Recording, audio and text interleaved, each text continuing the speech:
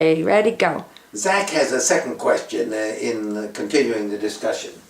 He says, with 70% of the water that falls from the sky going down to the sea, what first response innovations do you have to increase the percentage of rainwater that is retained in the soil and also raise the water table?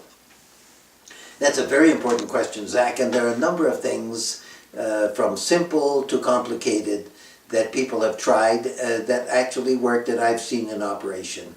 They're all under the rubric of rainwater harvesting. For example, in India, they have these rainwater harvesting initiatives, and one of the things that works very well is they build a check dam.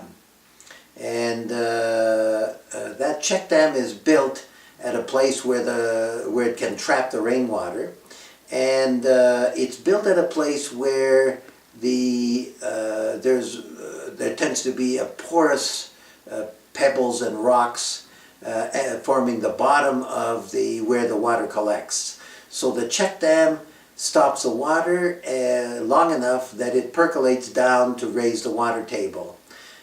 Check dams like this I've seen raise the water table in many parts of dry India to the point where shallow wells can be used to irrigate from. And so you are in effect storing rainwater that comes during the monsoon season and putting it to work in the dry season when you can get much more money for crops. Another common system that has been very successful is to use existing hand-dug wells as a way of replenishing the water table. So this is sort of like a check dam, only instead people build catchment areas that trap rainwater. They bring the streams together into a main stream, and they run the stream into an open well.